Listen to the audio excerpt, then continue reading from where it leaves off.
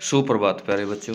कक्षा 9th का SST का हमारा जो टॉपिक चला हुआ है भारत का भौतिक स्वरूप, उसके बारे में हम डिस्कस कर रहे हैं पिछले 2-3 दिन से।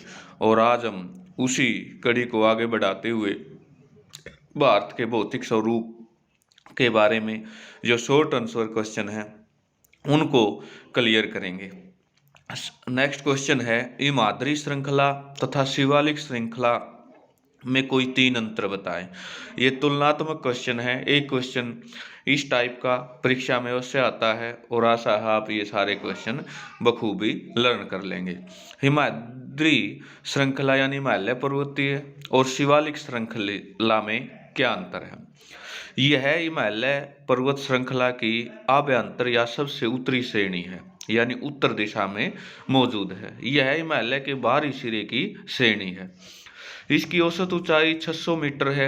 इसकी औसत ऊंचाई यानी शिवालिक श्रृंखला की 900 मीटर तथा 1100 मीटर के मध्य है तथा यह 10 से 15 किलोमीटर की चौड़ाई में स्थित है। नेक्स्ट है, हिमालय के इस आभ्यंतर भाग की संरचना ग्रेनाइट से हुई।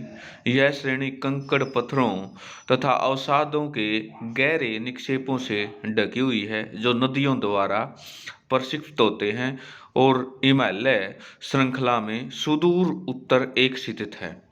हिमाद्री श्रेणी हिमालय के किस प्रकार भिन्न है? 3 अंतर बताएं। हिमाद्री और हिमालय। यह श्रेणी हिमालय के सर्वोच्च श्रेणी है जिसकी औसत ऊंचाई 6000 मीटर है। हिमाचल की ऊंचाई हिमाद्री जितनी नहीं है। उसकी औसत ऊंचाई 3700 तथा 4500 मीटर के बीच है। इस श्रेणी की उत्स्थित शिखर पर पाए जाते हैं और कंचनजंगा तथा नंदा देवी हैं। इस श्रेणी के पर्वत स्थल आते हैं जैसे शिमला तथा नैनीताल। यह श्रेणी सदा बर्फ से ढकी रहती है। यहाँ केवल सर्दियों में हिमपात होता है। उत्तरी मैदानों और प्रायद्वीपीय पठारों में अंतर स्पष्ट करें। क्या अंतर है? उत्तरी मैदान दोनों का विस्तार पंजाब से हिमालय के दक्षिण से लेकर असम में ब्रह्मपुत्र घाटी तक फैला हुआ है।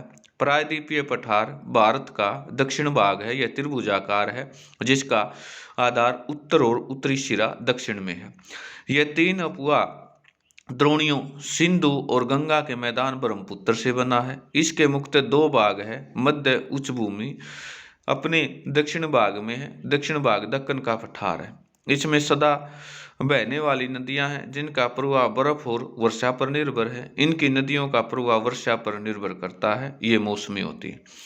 भूमि अधिकतर समतल है जो कि उपजाऊ जलोढ़ मृदा से ढकी है। भूमि की सामान्य ढलान बहुत कम है। यह एक मेज की आकृति वाला स्थल है जो पुराने क्रिस्टलीय आग्नेय और रूपांतरित शैलों से बना है। इसका भूभाग समतल है।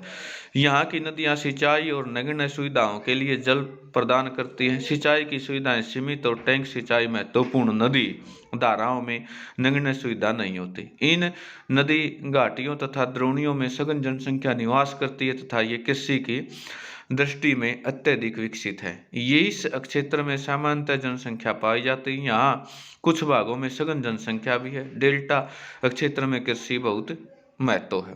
हिमालय श्रेणी पूर्वांचल पर्वत चोटियों में पाए जाने वाले 3 अंतर लिखिए। यह देश के उत्तरी भाग में स्थित है। यह पूर्वी भाग में है। यह पूर्वी दिशा में स्थित है। यह उत्तर दिशा में स्थित है। यह उच्च श्रेणियों से बनी है जिसकी चोटियां बर्फ से ढकी रहती हैं और गहरी घाटियों तथा तेज बहने वाली नदियां हैं।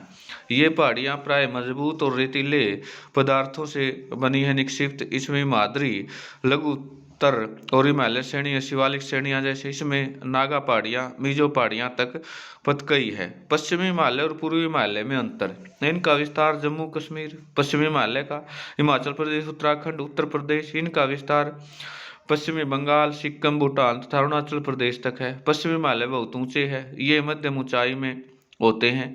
सिंधु और सतलुज प्रमुख नदियां हैं जो पश्चिमी हिमालय की गुजरती हैं और अरब सागर में गिरती हैं। ब्रह्मपुत्र प्रमुख नदी है। इसमें बहती है तथा बंगाल की खाड़ी में गिरती है। औसत वार्षिक वर्षा 100 सेंटीमीटर से कम है। औसत वार्षिक वर्षा 200 सेंटीमीटर से कम है।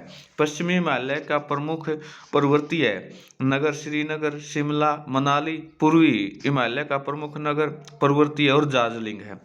भारत का विशाल की यह प्रायद्वीपीय पठार की 5 प्रमुख विशेषताएं क्या क्या हैं। नंबर 1 है मध्यवर्ती उच्च भूमि। भूमि कठोर और कायांतरित शैलों के बनी है। अंतर्गत मालवा पठार, बुंदेलखंड छोटा पठार और छोटा नागपुर का पठार सम्मिलित है। घाट दक्कन पठार में पश्चिमी स्थित है। चंबल, सिंध, बेतवा 3 महत्वपूर्ण नदियां दक्कन पठार यह त्रिभुजा का भाग है। यह परिवहन ऊंचा और पूर्वी कम दाब वाला है और प्रायद्वीपीय पठार सबसे बड़ी इकाई। तो प्यारे बच्चों, आज हमने भारत के भौतिक स्वरूप के बारे में, पर्वतीय श्रृंखलाओं के बारे में जाना। आशा है ये सारी चीज़ें आपको समझ में आ गई होगी और आप इसको अच्छे ढंग से याद कर लेंगे। आज के लिए इतना ही, धन्यवाद।